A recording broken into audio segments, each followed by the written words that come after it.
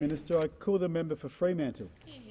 Thank you, Deputy Speaker. And the minister's right. It's time that we did the right thing by Australians. It's time that we did the right thing by farmers, sheep producers, and certainly by the animals that we have the responsibility to care for. It's time for the long-haul live export of sheep to come to an end. It's time we move to an expanded chilled and box meat trade that represents a high-value export industry, a trade that will create 300 to 400 additional jobs in Australia, that will deliver stability for sheep producers, and above all will stop the systematic mistreatment of animals.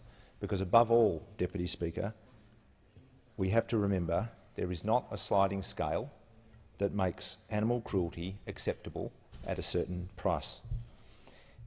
We know that ending live export is entirely possible, we know it's entirely reasonable, and we know that it's necessary.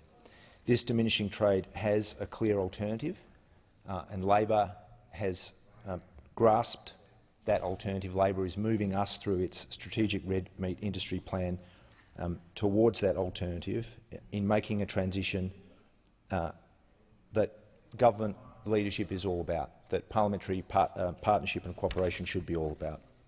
I represent the port through which the vast majority of the trade passes, and Western Australia, my home state, produces 85% of the sheep destined for live export.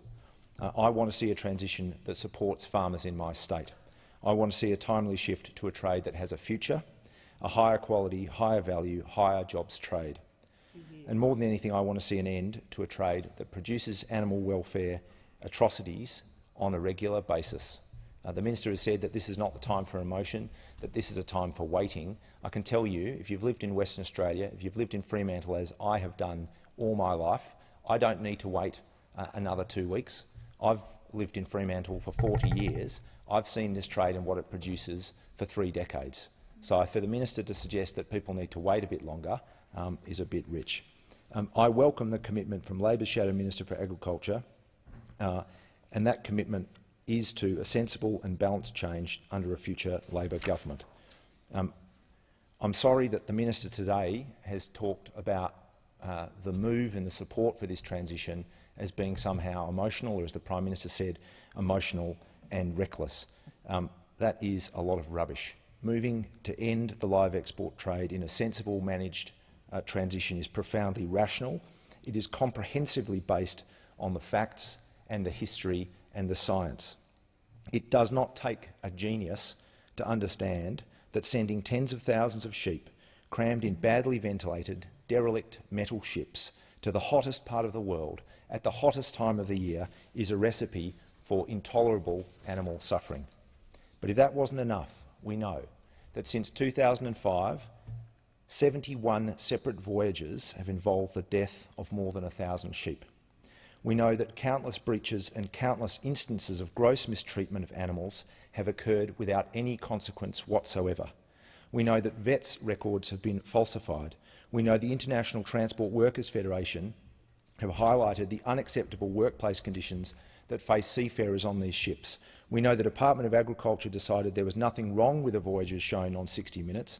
We know that last year an industry stakeholder informed the department that export vessels were so decrepit that catastrophic animal welfare incidents were likely and nothing was done. We know that only yesterday, if you want to talk about the science, we know that only yesterday the Australian Veterinary Association said the summer live export trade was incompatible with animal welfare standards. Deputy Speaker, I was actually quite glad when the minister himself became a bit emotional when the 60 Minute story broke. He was pretty fired up. He was a bit angry, he used some strong language. I'm concerned that the minister is being drawn back into the fog. I'm concerned the minister is going to treat us to the same old story. I'm concerned that we're going to be told it's just a few bad apples, it's something that can be fixed, that the industry shouldn't get a second chance or a third chance, it should have its 76th or 77th chance. Well, I can tell you that my community is calm and focused and committed to seeing action. We are committed to seeing sensible and necessary change. But I can also say that Australians are angry, and they're rightly angry. They're angry when they see animals getting cruelly mistreated.